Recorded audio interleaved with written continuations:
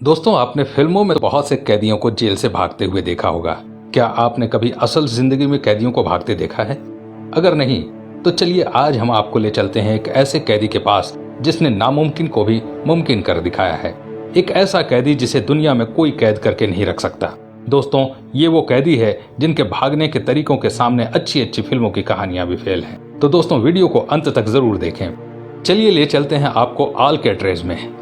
दोस्तों, ये एक ऐसी जेल है जो अपने स्ट्रिक्ट लॉस और रेस्ट्रिक्शन के लिए जानी जाती थी, क्योंकि इस जगह से बाहर निकल पाना अपराधियों की बस की बात नहीं थी। जिसका सबसे बड़ा कारण ये था कि ये जेल कोई ऐसी वैसी जगह पर नहीं बनी थी, बल्कि सैन फ्रांसिस्को कैलिफोर्निया में मौजूद एक आइलैंड पे बनी थी।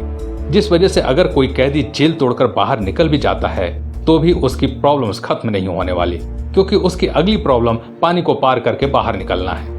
देखिए, असल में आइलैंड पर जेल बनाई ही इसलिए जाती है ताकि अगर कोई भी कैदी पानी के रास्ते बाहर निकलकर भागने की कोशिश करता है तो उसे जल्द से जल्द पकड़ लिया जाता है, क्योंकि जाहिर सी बात है कि जेल के अधिकारियों के पास नाव या फिर बाकी अन्य व्हीकल्स होते हैं ताकि वो निहत्थे कैदियों को सरलता से पकड़ सके। और इसी वजह से ये जेल बहुत ही ज्यादा फेमस हुई, जिसे कोई भी कैदी तोड़कर भाग नहीं सकता।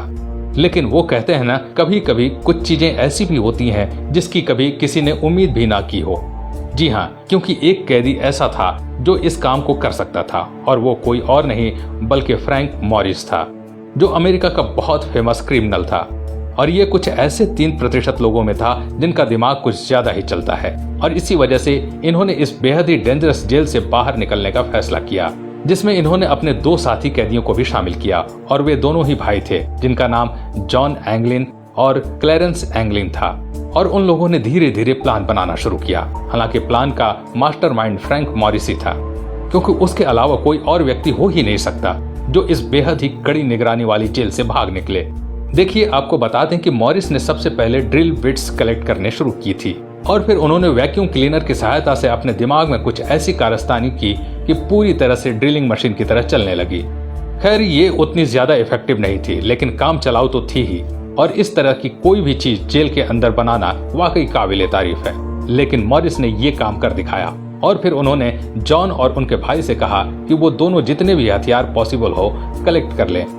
जिस चीज को करने में उन्हें पूरे 6 महीने लग गए। और वहीं दूसरी तरफ मॉरिस हर रोज दीवार पर छेद करना शुरू कर देते थे। परंतु इधर सबसे बड़ी दिक्कत ये थी कि दीवार पर छेद करते वक्त बहुत ही ज्यादा आवाज होती थी।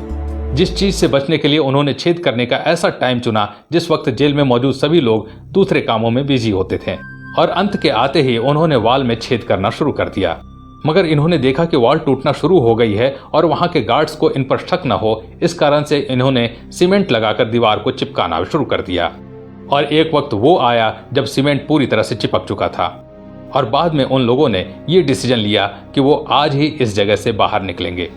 इसके पश्चात उन्होंने उस चिपकी हुई वॉल को फिर से तोड़ना शुरू किया, और तोड़ने के बाद फ्रैंक मॉरिस की सहायता से ये लोग आइलैंड के बाहर निकल भी गए। लेकिन अभी तक इस बात का पता नहीं चला कि ये तीनों जेल से भागने के बाद आखिर गए तो गए कहां, क्योंकि बहुत से लोग ये कह रहे हैं कि उन्होंने जॉन और उनके भाई को भेष बदलकर दूसरी जगह पर रहते हुए देखा है। लेकिन अगर वो लोग जिंदा हैं तो फ्रैंक मॉरिस कहां है?